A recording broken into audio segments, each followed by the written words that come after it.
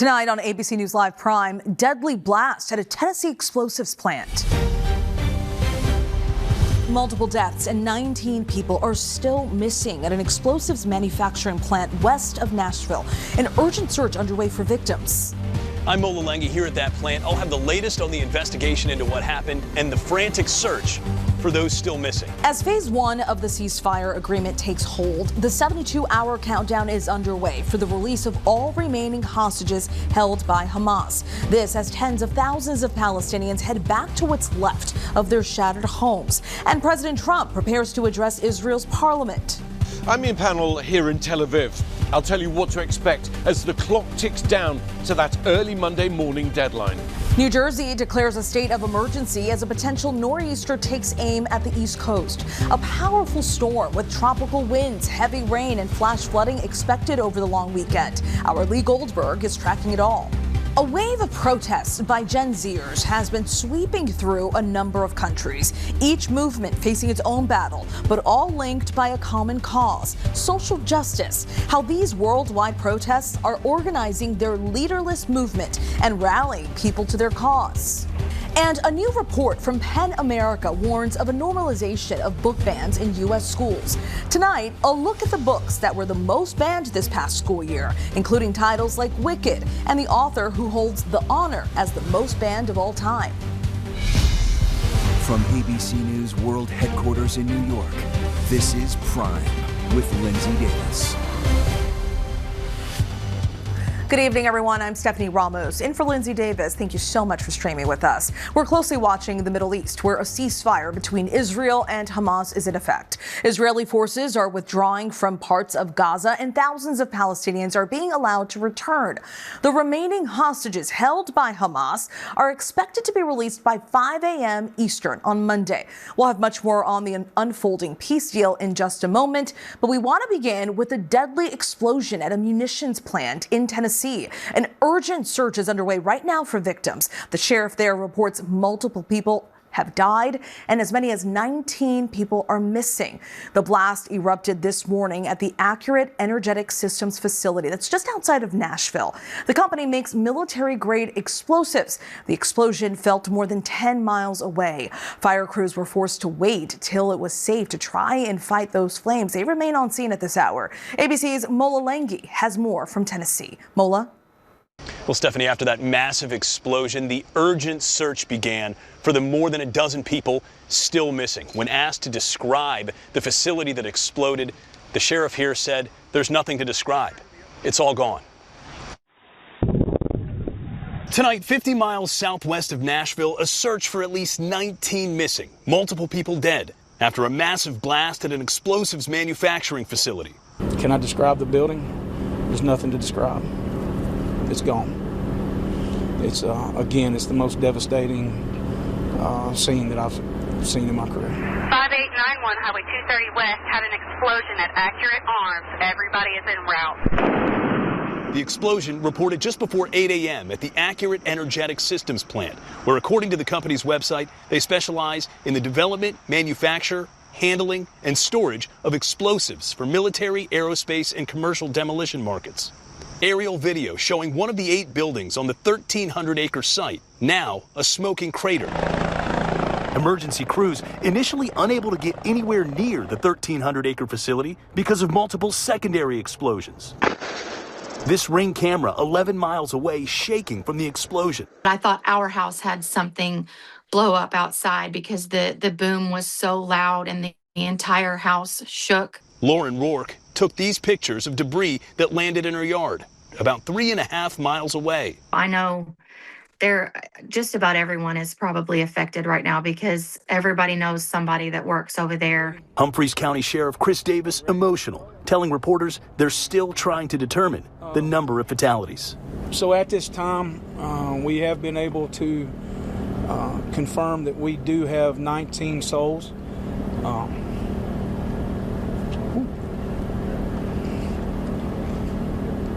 That we're looking for. So, excuse me, I ask you to keep in mind those families. Well, Stephanie, that investigation is ongoing. ATF and Homeland Security agents remain on the ground here, still on scene, collecting information, collecting evidence, trying to figure out exactly what happened. And they are expected to be here for at least a few more days, Stephanie. Our hearts go out to all of those families affected. Mola, thank you. We move on now to day 10 of the government shutdown. President Trump is making good on his threat to cut federal jobs as the White House announces mass firings of federal employees. At the same time, more than 1 million government workers are seeing their last paycheck until the shutdown ends. Here's ABC's Mary Bruce at the White House. Day 10 of the government shutdown and with no end in sight. Tonight, President Trump making good on his threat to fire federal workers, sparking confusion and fear. The layoffs announced in a tweet. The president's budget director, Russ Vought, posting that the reductions in force have begun, sending workers scrambling. It'll be a lot of people. The White House hasn't said which programs will be targeted or how many workers will ultimately be fired. ABC News has learned tonight layoffs are now happening at the Departments of Education, Health and Human Services, and Treasury. The administration has argued they have to fire workers to afford to keep essential government services up and running, but layoffs have never been required in any previous shutdown. The president himself has been more blunt, saying the shutdown presents an unprecedented opportunity to cut more agencies. And seeking to up the pressure on Democratic lawmakers, he said he will only target Democratic programs. These are largely people that the Democrats want. Many of them will be fired. The firings now underway as federal workers are starting to feel the financial impacts of this shutdown. Today, most federal workers receiving only a partial paycheck, their last paycheck until the government reopens. Starting next week, 2 million military service members will get no paycheck at all. And the president has suggested some workers may not get back pay when this is all over. The Fed Workers Union calling this shutdown disgraceful. And Mary Bruce joins us now. Mary, on another subject, the president had his annual physical back in April, but he also had a checkup today. Stephanie, the president went back to Walter Reed today for another exam, even though, as you note, he just had his annual physical back in April. It comes just months after the White House revealed that the president has chronic venous insufficiency that can cause swelling, and said that the bruises often seen on his hand are due to soft tissue irritation. The president, though, downplaying today's visit, calling it a semi-annual examination and insisting he is in great health. Stephanie. All right, Mary Bruce for us there at the White House. Thanks, Mary. The stock market plunged nearly 900 points at the close tonight after President Trump made new threats to China, a 100% tariff on Chinese imports. The Dow closed down 878 points. The Nasdaq was down 820.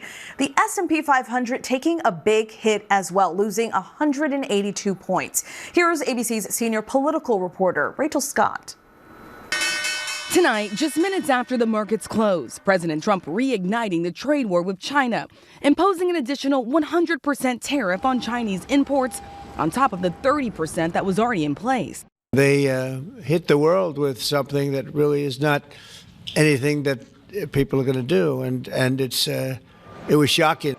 Stocks tanking after the president warned this morning a massive increase in tariffs on China was coming, even saying the move could be potentially painful for Americans. By the end of the day, the Dow was down nearly 900 points, and the S&P marked its biggest drop since April. The new tariffs start November 1st. The president blasting China for new restrictions that would limit access to rare earth minerals, a market China dominates. Those minerals critical for making everything from cars to smartphones. The president calling it a sinister and hostile move, saying there is no way that China should be able to hold the world captive.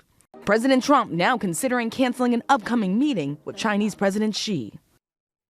And Rachel Scott joins us now. Rachel, what is the current status of the trade negotiations? Well, this has all really upended the trade negotiations that were ongoing with China. They reached this sort of temporary agreement, the United States and the Trump administration and China, that kept it at a baseline tariff of 30% on Chinese imports. The president now imposing an additional 100% tariff. The meeting that's supposed to happen between President Trump and Chinese President Xi in about 2 weeks was supposed to be in place to have maybe a longer-term trade a discussion. Big questions now on whether that meeting happens and if a longer-term deal can ultimately be reached, Stephanie. A lot of uncertainty. Rachel, thank you. See you in studio. The 72-hour countdown is on for the return of the remaining 48 hostages. This as tens of thousands of Palestinians are streaming back into bombed-out northern Gaza on this first day of the ceasefire.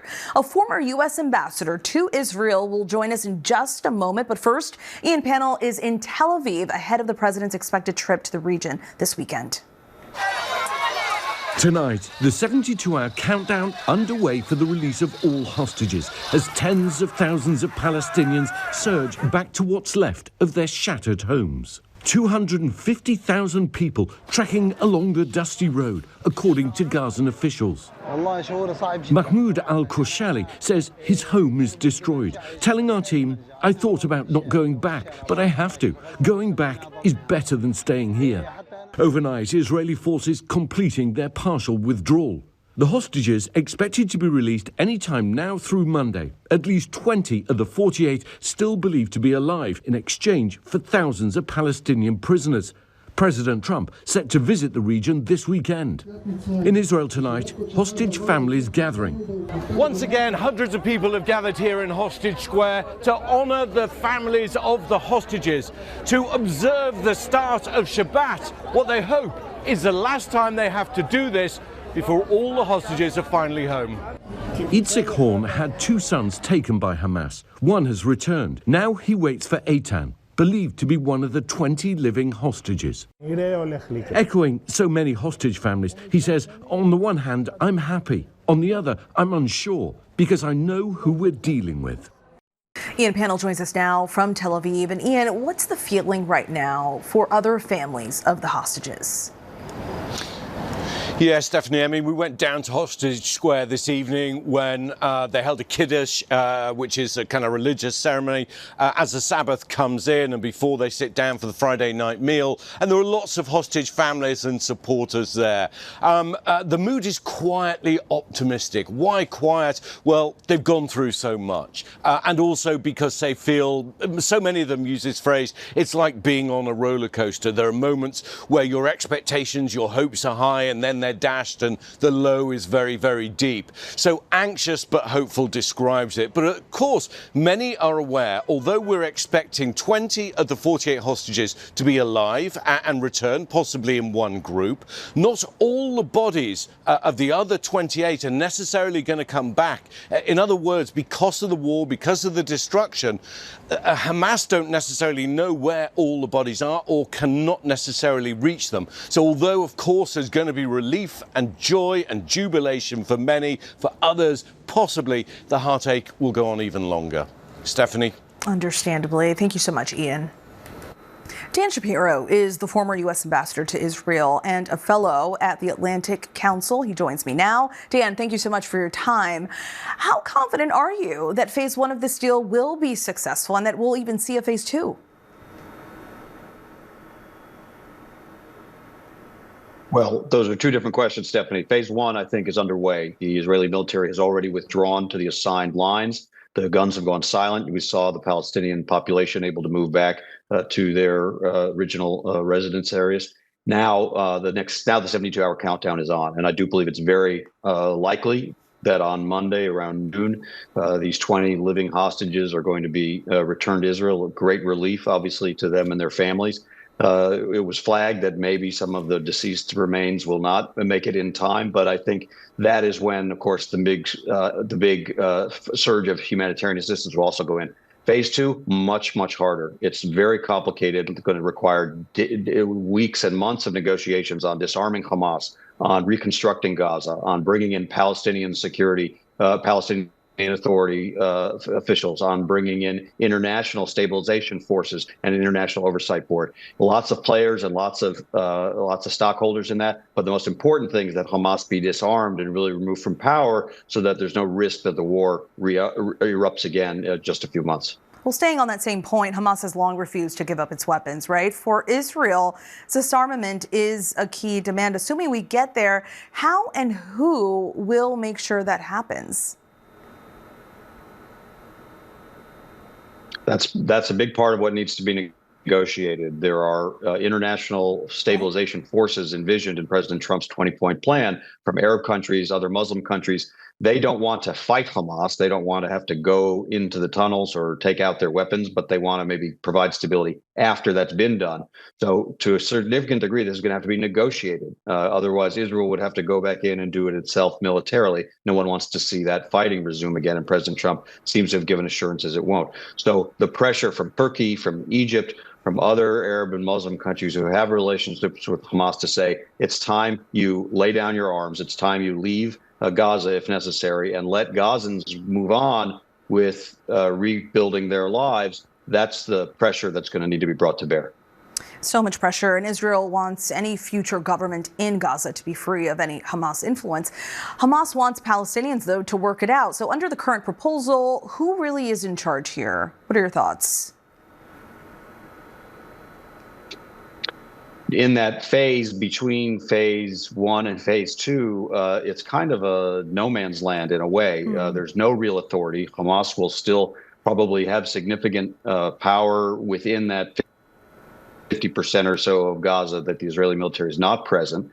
There are some competing factions, clans, armed groups, and some of them may try to struggle with Hamas but again, this has to be negotiated. When Hamas says they want to do it together with other Palestinians, what the rest of the region wants, and what the United States and Israel want, is for the Palestinian Authority from the West Bank, which is still a group in need of some of its own reform, but certainly a more moderate and more reasonable organization, to increasingly become the more dominant Palestinian presence there, maybe first through some technocrats, but eventually through their own officials. If it doesn't move in that direction, Gaza will not be reconstructed, and the risk of a renewed conflict between Israel and Hamas will hang over everybody like a sword of Damocles.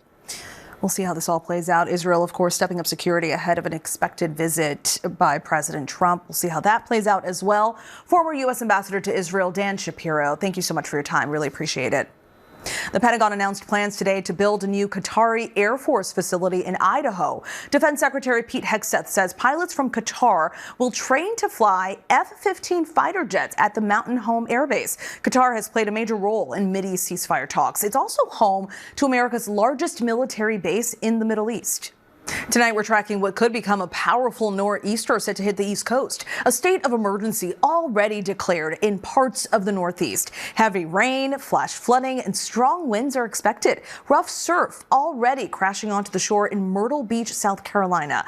Let's get right to Chief Meteorologist Lee Goldsberg from WABC. Hey there, Lee.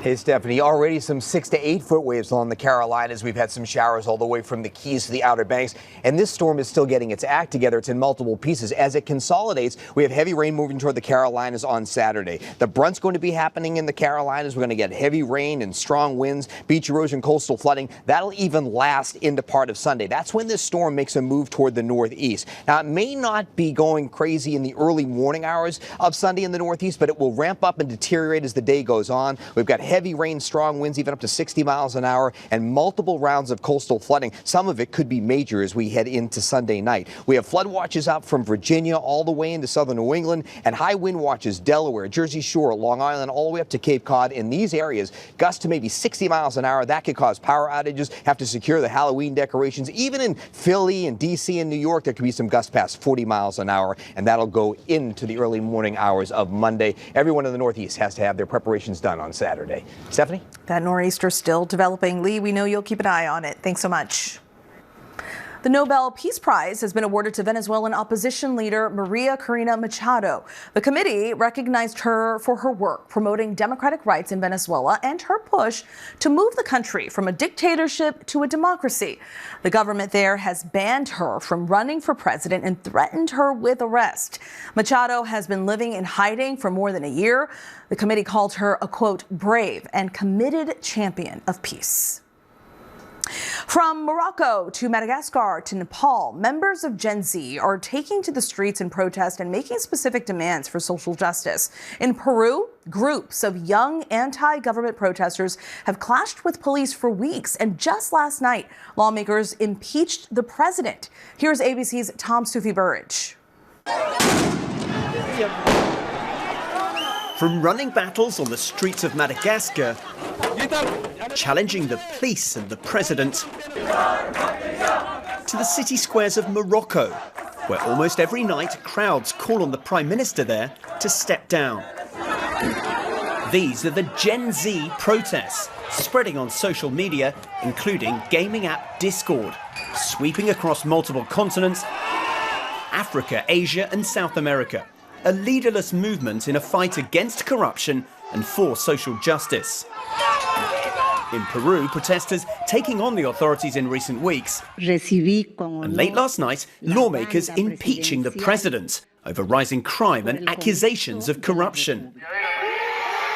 Members of the Gen Z movement saying young people are being robbed of a brighter future. We deserve to be heard by the authorities, and we deserve to have freedom of speech, and we deserve to live in better conditions. The demos in Nepal last month quickly spiralling out of control. The country's parliament set on fire. Abhishek says he was shot in the leg by police at a protest. I'm 22, and I don't think this is how government should treat us. Grief and anger at the funerals of those shot dead. In the crackdown by authorities, more than 70 protesters were killed, and the Prime Minister of Nepal was forced to resign.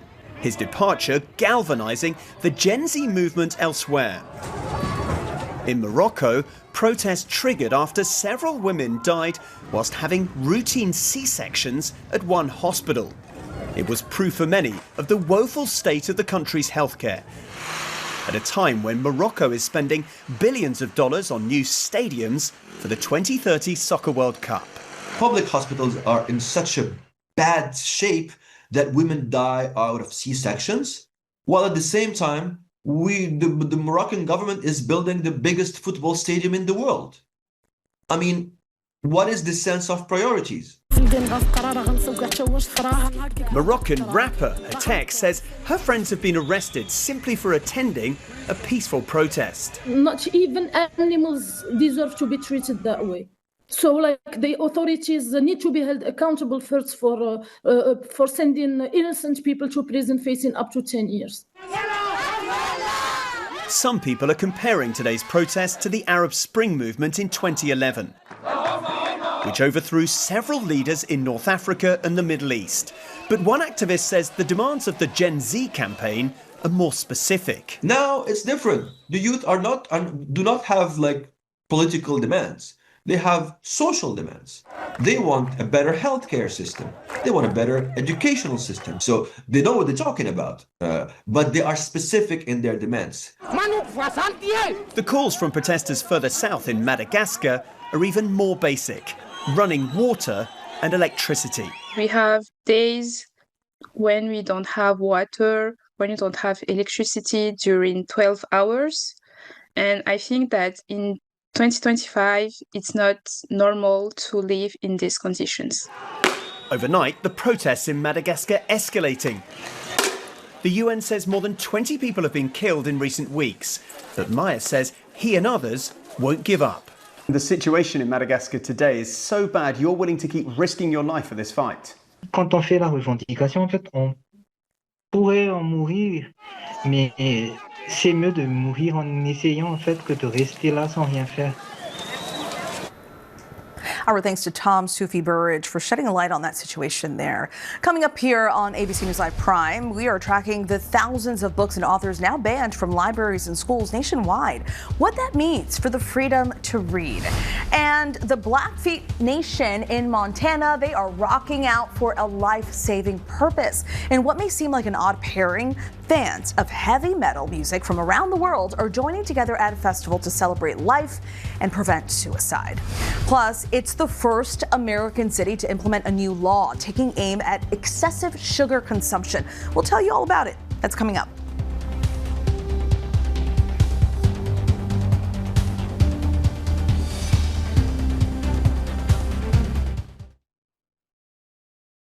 We're nearing the end of Banned Books Week, an annual event focused on the freedom to read and attempts to censor books in both schools and libraries. A new report from PEN America, an advocacy group, warns of a normalization of book bans in U.S. schools. We take a look at the report by the numbers. PEN America has documented nearly 23,000 book bans in public schools nationwide since 2021, a number never before seen in the life of any living American. And in the 2024-2025 school year, PEN America recorded nearly 7,000 instances of book bans affecting nearly 4,000 unique titles. For the third straight year, Florida was the #1 state for book bans, followed by Texas and Tennessee. Bans, which can be temporary or indefinite, have hit at least 2,300 authors, including Anthony Burgess, who wrote A Clockwork Orange and A Court of Mist and Fury by Sarah J. Maas, both topping the list of most banned books in the 2024-2025 school year.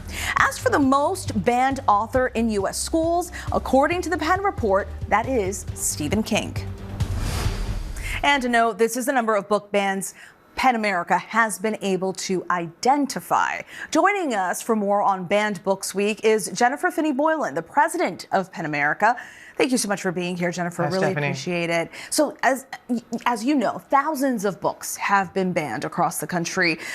What kind of books are usually targeted?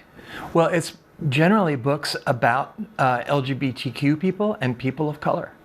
And I don't know, is the idea that we won't exist? That if they take away our books, that somehow we will not be part of the American experience? And that's the most distressing thing. It's this idea that only certain books deserve to be read, only certain stories deserve to be told. And it flies right in the face of what makes us America. What makes us strong as a country is all the stories, the many different stories about all the different people who are part of this country. And I'm sure there's a process behind the ban. How is it decided to ban a book? Is there a committee? What is the process? Well, sometimes it's driven by just a single parent in one school district. But increasingly what we're seeing is that there are political groups like Moms for Liberty who decide to go after books. And then in another case, well, so I'm the author of a banned book, several banned books, in fact. As a transgender American, I have a number of books that have been pulled from libraries, but our Secretary of Defense has removed my book, Good Boy, which is a book about dogs from West Point and from the U.S. Naval Academy, because, well, either he doesn't think that a transgender woman should be heard by our future soldiers and diplomats, or, I don't know, maybe he's a cat guy. Perhaps. Have you seen an uptick in the banning of books since the Trump administration took office? Yeah, but this has been going on for at least 5 years now, that there's a much increased effort to just pull books. And the thing is that now sometimes librarians and school districts are pulling books even before they're banned because people are afraid. Librarians who are saints are now afraid. They're living in fear that they'll lose their jobs, that they may even be jailed. How does banning books impact education in this country? You touched on this a bit earlier, but how will this impact children as they get older, for generations? Imagine that you're a young person looking for a story about a person like you. That was me when I was a child. I looked in vain for a book about transgender people, someone who was living their life with dignity and grace and courage. And when you can't find a book that shows that you exist in the world, it's a sense of being erased. It takes away your hope. And children need hope. They need to know that they are loved, that they exist in the world, and where better to find that than in a story that shows that you can thrive. What if there are a significant number of teachers at a specific school that want to overturn a ban? Is that possible? Is there a way to override a ban? As far as I know, that the only way that books can be put back on the shelves is if bans are lifted. So, and that can be done I should say, if you want to fight book bans, you should try to join your school board, attend your school board meetings, get involved, because this is something that's really, it has to be fought from the ground up. Jennifer, thank you so much for your time. Jennifer Finney-Boylan, president of PEN America. Really appreciate it. Coming up here on Prime, the start of a bittersweet new chapter inside the ribbon cutting for the new Uvalde Elementary School. Plus, the power of music. The Blackfeet Tribe and a music festival join forces in hopes of becoming a safe space for those who are struggling.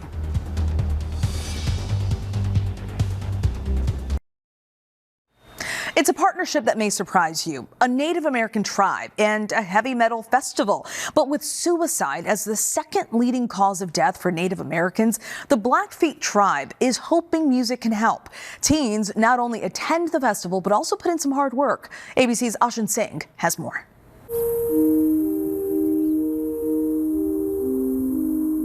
Deep in the hills, at the base of the Rocky Mountains in Montana, nature makes its own music. But right here, in a remote part of the Blackfeet Native American Reservation, the tribe uses their own sounds. Sometimes to celebrate or to connect with the land, and at times, to heal. This year, there's a new sound in these ancient mountains: heavy metal.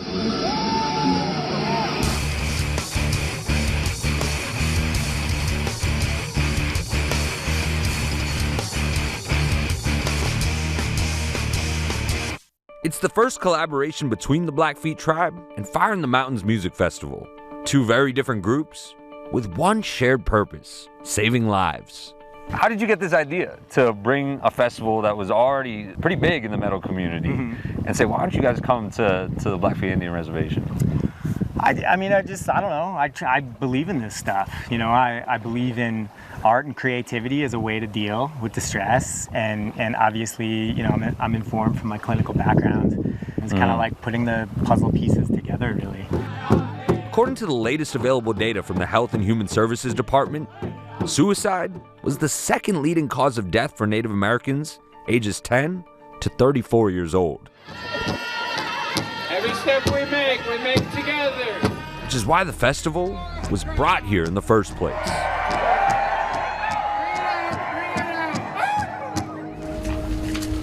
So this is actually my father's right here. Rodney Jarvis Sr. And then here's my grandfather, Floyd Bob Jarvis. The leadership really does run in your family. Oh yeah. Yeah. I got many relatives on here. Minnow, the leader of the Blackfeet Nation, saw the vision early on. Tourism, it's great for the economy, but I think the underlying message with suicide prevention, also a connection to our culture, that exchange of information, that valuable connection to the outside, to have people come in and see who we are. How did you react when they first came and said, we don't just want to have a music festival here, we want a heavy metal show? It's an interesting concept. The festival's mission to help at-risk youth hit close to home for Minnow. I got 14 years of recovery, so I definitely lived that life. You know, what music does is it brings us together, you know. There's a celebration here. Again, the suicide awareness and prevention is for me, that's a good thing. My first thought was like, man, a heavy music festival here on the res, that just feels right. Because heavy metal faces the darkness. You don't become consumed by the darkness, you consume it. You are the one having the feast against those demons. Your info at the Firekeeper Alliance tent. Robert Hall grew up in nearby Browning on the reservation and is now the Blackfeet Native American Studies Director for the Browning Public School District. What are these kids up against every day? Why do you need a festival like today for that healing? There's not a single family on the reservation that has not been affected by suicide. We're all familiar with that spirit. It's something that's really hard to talk about. Something that I'd say creates so much pain. So much pain. And what the kids are up against is, that's why we call ourselves the Firekeeper Alliance. We're interested in giving people the tools and the ability to create a fire themselves, because life is cold. Firekeepers Alliance was created to connect indigenous kids to the healing power of heavy metal. He sees this event as a profound moment for the Blackfeet tribe. And that's what this event here is about. It's about trying to get a date and time where people from this reservation and off can point and go, in 2025, late July, a part of me healed. I became a better person. And I became a better person in creating community, gaining relatives, and I became a better person because we didn't cringe when we're talking about spirituality and the power of the land. And it's about connecting ourselves as matapi, as human. Matape. Yeah, matapi, human, yeah. With the tribe on board, the festival planners brought everything they needed to create a heavy metal hideaway tucked beneath the big sky. They invited some students from the Buffalo Hide Academy. The academy is the brainchild of the Firekeeper Alliance, a school within a school in Browning that connects at-risk students with the healing power of music. It's going to be back there. Also back. Being a metalhead, you can tell battle vests, leather jackets. You a real one. Corpse paint. Yeah. So when it comes to metalheads, they love to rock out. They like to, they show our cultures, pushing around each other, running in a circle, like mosh pits. Yeah. This is what's going to bring all metalheads home. Hearing from Charlie when you were in the Heavy Music Symposium that a metal festival was going to be coming to your home. Could you believe it? My jaw dropped. I was like, damn, I never thought a metal fest was going to come here. And this was my dream job way before when I started metal. I was like, oh, I want to work at a metal fest. You feel like you're living your dream right now? Yes, feel like I'm living my dream. Hello. I know a lot of people think my music is about like Vikings and stuff like that, but it's not. It's about nature and our relationship to it. One of the main draws of the weekend, Norwegian band Vardruna. The festival approached lead singer Einar Selvik, and the band immediately agreed to perform. It felt profoundly right. A constructive way of standing with indigenous people, voicing a stigmatized, hidden away issue like suicide, which is so heartbreaking. The festival wants to keep the fire alive, hoping to return to these mountains in Blackfeet country, where heavy metal fans from around the world experience something they couldn't find anywhere else. What do you want people to know about where you're from?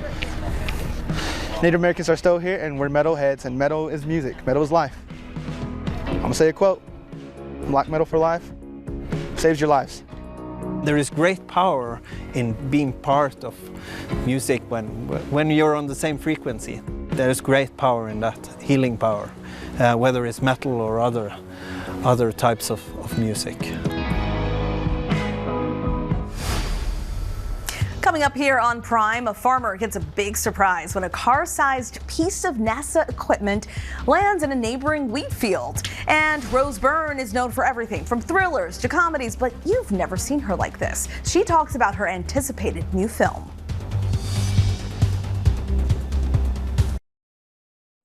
How lost NASA equipment turned up on a farm in Texas, the new warning about sugar coming to some restaurant menus, and a new elementary school honors 21 lives lost in Uvalde, Texas. These stories and more in tonight's rundown. A woman in rural West Texas says she was caught by surprise when she spotted what landed in her neighbor's wheat field, a car-sized piece of scientific equipment attached to a massive parachute adorned with NASA stickers. The equipment came from NASA's Columbia Scientific Balloon Facility, 140 miles away. The facility confirmed it had been launched the day before. Researchers came out with a truck and trailer to pick it up, but not before the Walter family captured some priceless photos. Philly sports fans had a rough night Thursday. 3 local sports teams were playing at one point at the same time, but they all lost. The Eagles dropped their second game in a row on Thursday Night Football to the New York Giants, 34-17. The Flyers lost their first game of the new NHL season to the 2-time reigning Stanley Cup champions, the Florida Panthers. And in extra innings, the Phillies were eliminated by the reigning World Series champions, the LA Dodgers.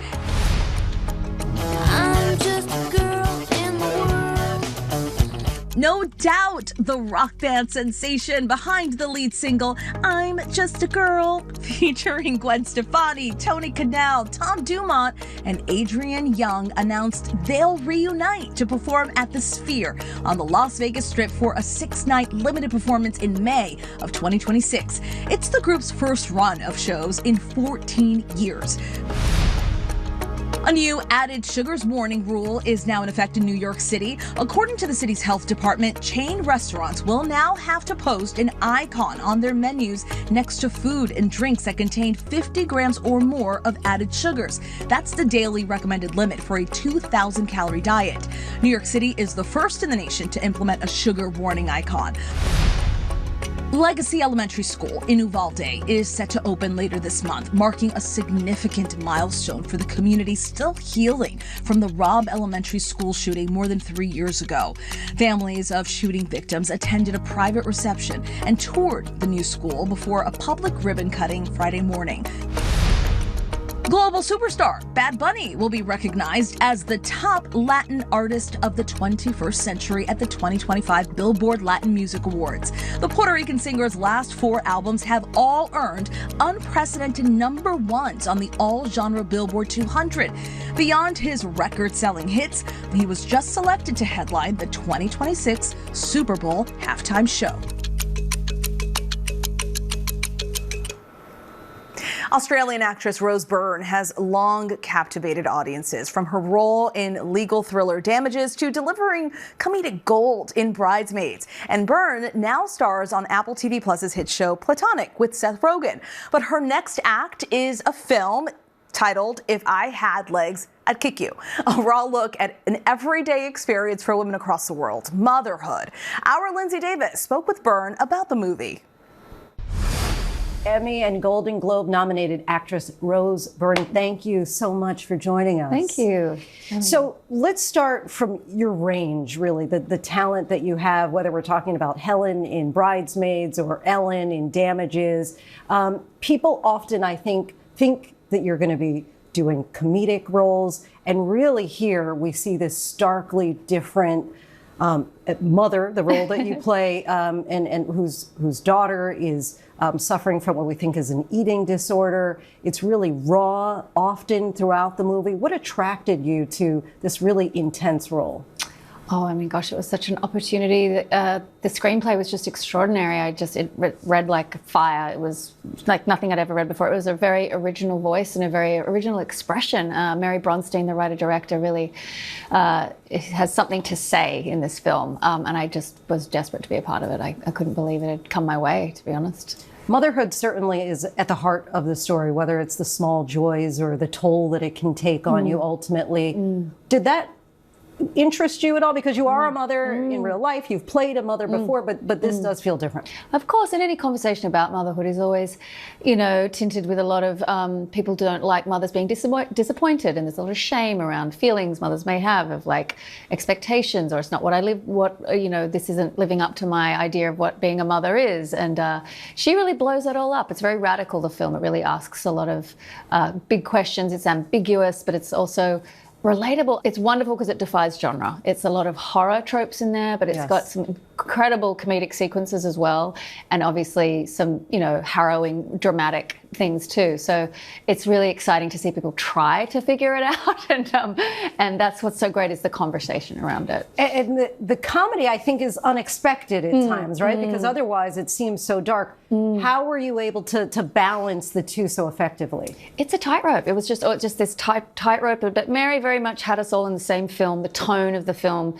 she was so specific when setting it, with the way she sets the camera, with the sound design is very extraordinary and very powerful. And so it was a tightrope, that kind of thing of like the comedic side, the dramatic stuff, the more of the horror tropes. And I loved it. I loved trying to hit all those different marks. We rarely see Linda's daughter in the film. How did that impact your performance where you're working alongside this major part that we actually don't see and you don't see? Well, Rose, the actress, did see. We have a wonderful actress, Delaney Quinn, playing the daughter in the film, who you don't see, which is a very clever decision Mary Bronstein made, because immediately if you see a child on screen, naturally your empathy goes to the child, and she's taking that choice away from the viewer.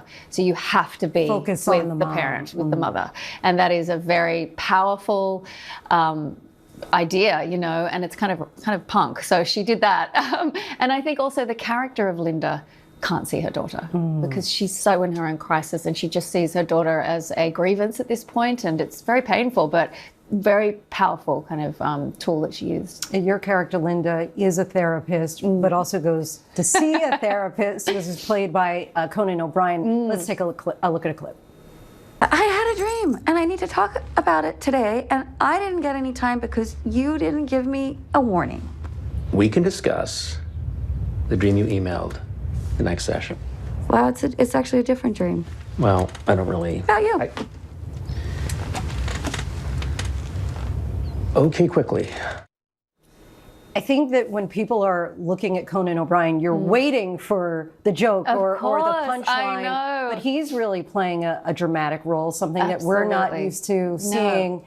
What was that like working with him as your scene partner? It was so fun. Lindsay, he works so hard. That character's nothing like him. Conan is an empathic, gregarious, joke-telling, you know, national treasure. He's a caretaker, and this character is very restricted. He has boundaries. He is not interested in Linda at this point. He's not actively he kind of has contempt for this patient.